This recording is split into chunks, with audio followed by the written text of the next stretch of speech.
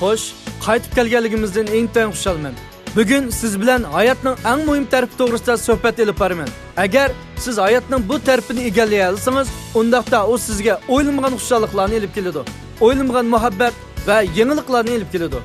Shuning bilan birga sizni turmushning eng yuqori pallasiga olib boradi.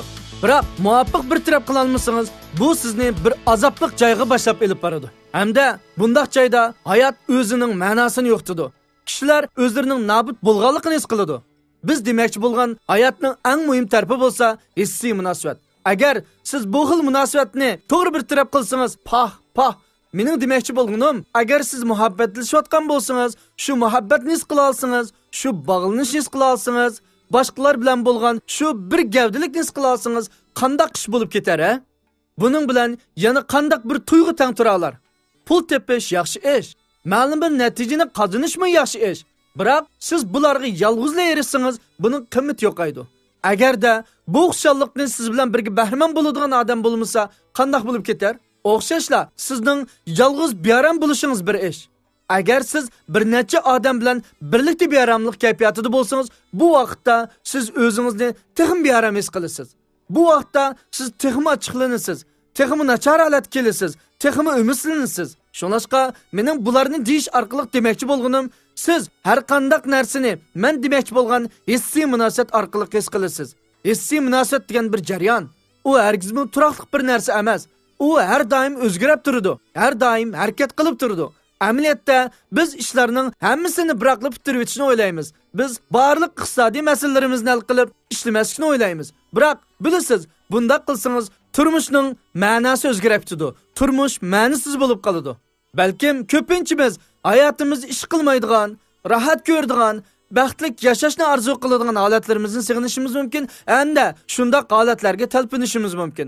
Biroq unutib qolmang, siz hech qanday ish qilmagan vaqtda turmushingiz ma'nisiz bo'lib qoladi. Kunlarning o'tishi bilan bekorchilikdan azoblanasiz. Ondan shu sabab tufayli siz hayot, biroq ruhingiz, jismingiz o'lishga boshlaydi xolos. Mening demoqchi bo'lganim, hayotning ikki qonuniyati bor. Bu ikki xil qonuniyat bak muhim. U har qanday narsaga mos keladi. Hatto biz demoqchi bo'lgan hissiy munosabatga o'xshashlar. Birinchi qonuniyat bo'lsa, hayotdagi har qanday narsa o'sib yetilishi kerak. Agar u o'sib yetilmasa nima yuz beradi? O'ladi xolos. Bizning hissiy munosabatimizmi shundoq? Badanimizmi shundoq? Tafakkurimizmi shundoq? Biror tal o'simlikmi shundoq? Koinotdagi barliq narsalarmi shundoq? Ya o'sib yetiladi, ya o'ladi. Shunlashqa siz iqtisodiy masalangiz, salomatlik masalangiz, hissiy munosabat masalangiz to'liq qalb bo'ladigan bir vaqtni kutib o'tirsangiz bo'lmaydi. Biling, bunday vaqt hargiz mavjud emas. Masalan, sizning badaningiz uzluksiz o'zgarib turadi. U hargizmi o'zgarishdan to'xtab qolmaydi. Hissiy munosabatga o'xshash. Ko'pinchimiz hissiy munosabat ichidagi barliq masalalarni bir qatimda hal qilib o'tishni o'ylaymiz. Agar shunday bo'lsa, siz o'sib yetilolmaysiz. Hayotingizda erishishga tegishli bo'lgan narsalarga ega bo'la olmaysiz. Siz hattoki o'zingizga kerak bo'lgan qarshilikni, xushonlikni his qila olmaysiz. Rahat tuyg'usiga erisha olmaysiz. Eng muhim bo'lgani muhabbatmi yo'q bo'ladi. Ya'ni sizda bolalaringiz bilan, söygan odamingiz bilan yoki yaqin do'stlaringiz bilan tang bahramand bo'ladigan cho'nqur muhabbatmi bo'lmaydi. Mening demoqchi bo'lgan hissiy munosabatim dal mushularning ichida. Koinotdagi ikkinchi qonuniyat bo'lsa, siz cho'qim to'p qo'shishingiz kerak. Chunki agar siz to'p qo'shadigan biror ahamiyatli usulni topolmasangiz, siz shallanib ketsiz.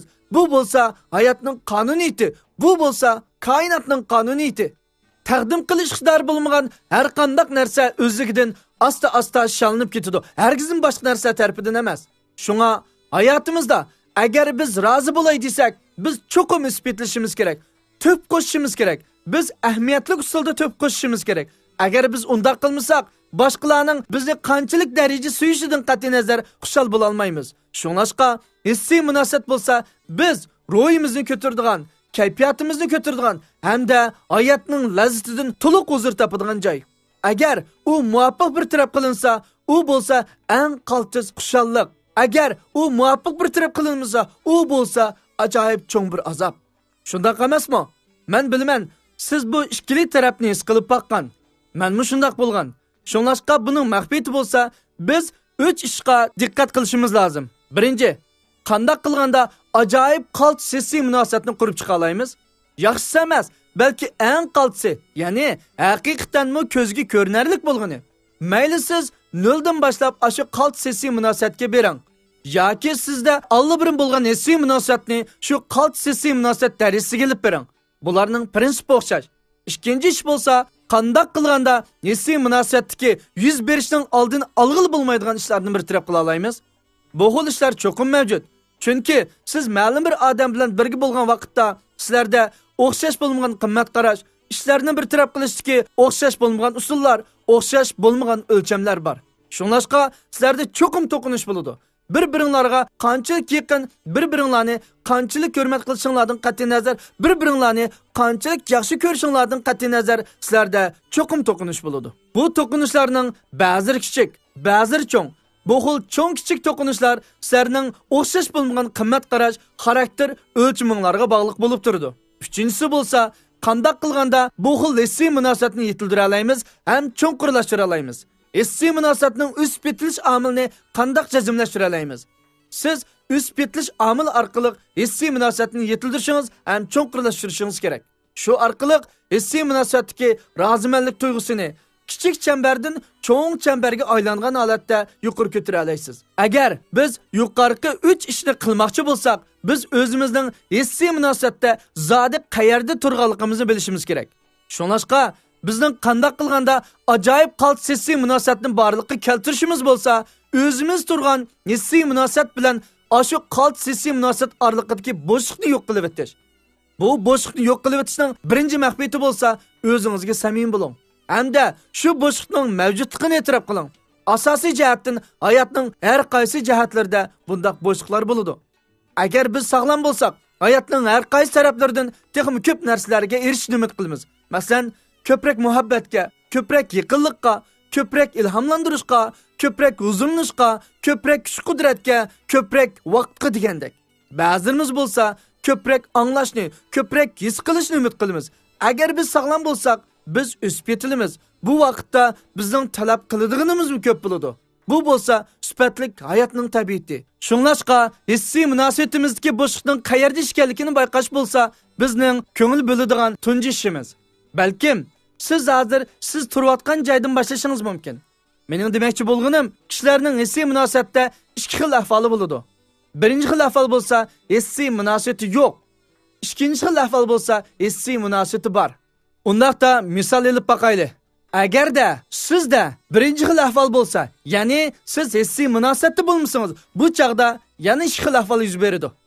Birinchi, siz hissiy munosabatga muhtoj, biroq sizda bu xil hissiy munosabat yo'q. Agar bu shunday bo'lgan bo'lsa, zodi nima uchun shunday bo'ladi? Javobini deb beray. Agar siz hissiy munosabatga muhtoj bo'lib, sizda bu xil munosabat bo'lmasa, siz hissiy munosabat hukmini murakkab qilib o'tgan. Sizning hissiy munosabatga muhtoj bo'lishingizning sababi siz hissiy munosabatni muhabbat, bog'lanish, yaqinlik deb qaragan. Ikkinchi, yana bir tarafdan siz hissiy munosabatga erishganingiz yo'q. Chunki siz hissiy munosabatni vaqt ketidi, energiya sarf bo'ladi, mag'lub bo'ladi degandek o'y talashlar sizda bo'ladi. Ya'ni siz mag'lub bo'lishni xohlamaysiz. Boshqalarning sizni umidsizlantirishni xohlamaysiz. Shunlashqa haqiqat shuki, agar siz hissiy munosabat ichida bo'lmasangiz, uning bir sababi bor. U bo'lsa-mu, siz hissiy munosabatda bo'lishni cho'qqin bo'lish kerak deb qaramagan. Bu balkim sizning azoblanishni xohlamasligingizdan darak berishi mumkin. Agar siz hissiy munosabatda bo'lib qolsangiz, sizga bir xo'sh xabarni day. Siz cho'qim azob tortasiz. Bu degan hayotning tabiati. Ba'zi siz azob tortmay, xushallikdan huzurlanolmaysiz olmaysiz. Hayotdagi har bir narsaning ikki tarafi bor. Shunlashqa sizning bir tarafini talab qilishingiz mumkin emas. Bu xuddi menga Hasan Husayn kerak, yomg'ir kerak emas degandekli ish. Bu degan hayotning bir qismi. Hayoti qaltis bo'lgan odamlar bo'lsa, yomg'irdan keyin Hasan Husaynning borligini bilgachga, yomg'ir ham Hasan Husayndan o'rtaq huzurni oladigan odamlar. Ular yomg'irning ichidagi qimmatni ko'ra oladi, go'zallikni ko'ra oladi. Yomg'ir yoqqan chaqda ba'zi odamlar qaqshab ketadi, biroq o'simlik ham ziroatlar xushal bo'lib ketadi. Shunlashqa ba'zida siz o'simlik bo'lishingiz kerak. Shunlashqa siz ishlarga bergan ma'nolaringizni o'zgartirishingiz kerak. Agarda siz hissiy munosabatda bo'lmasangiz, birinchi, ya'ni siz xohlaysiz, biroq sizda yo'q. Biz buni deb o'tdik. Ikkinchisi bo'lsa, sizning hissiy munosabatda bo'lmasligingizning sababi bo'lsa, siz hissiy munosabatga erishishni xohlamaysiz. xalamaslikni aniq bilasiz. Shunlashqa sizda hissiy munosabat yo'q. Chunki siz hissiy munosabatni intan ko'p azob deb qarab oldingiz.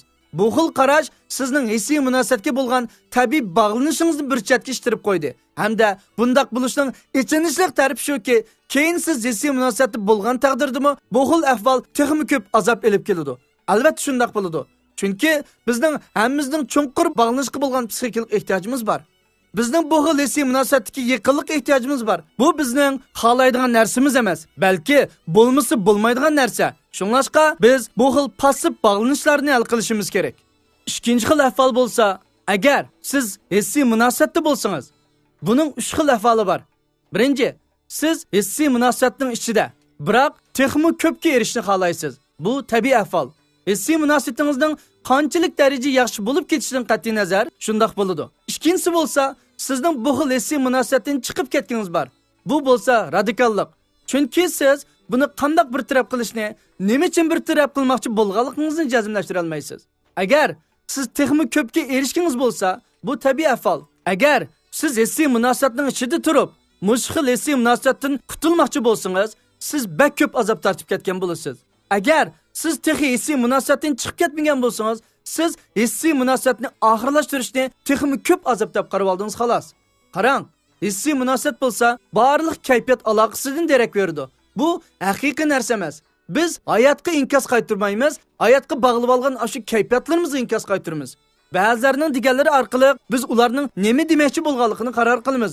Ularning demoqchi bo'lgani, ular menga ko'ngil bilmaydi, ular meni yoqtirmaydi, ular meni qattiq yaxshi ko'rmaydi degandek so'zlarni qiladi. Mushu so'zlar orqali biz ularga hukm qilamiz. Ularning zodi nima demoqchi bo'lganligini qaror qilamiz. Biz temidan azroq chatnab ketdik. Chunki ko'pinchimiz navbatda yuz bergan ishlarga inkos qaytarmaymiz, balki o'tmishga inkos qaytaramiz. Agar ba'zilarning qilgan ishi bizning o'tmishdagi azobimizni asassa, biz tezla o'zimizni elib qochamiz. Keçipli qalmasdan hissiyatlarimizni qayt qo'zg'atamiz. Hamda uni hozir yuz berayotgan ish deb qaraymiz. Yaxshi bo'lgan bir hissiy munosabatni qurishning birinchi siri bo'lsa, A narsaning B narsa emasligini bilish.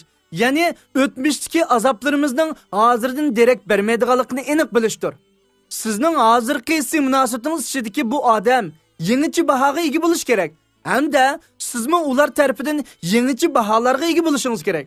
Chunki yaxshi bo'lgan hissiy munosabatni vayron qilishning sababi bo'lsa, sizning o'tmishdagi qalb jarohatingiz bilan mushu xil hissiy munosabatga muomala qilganligingizda.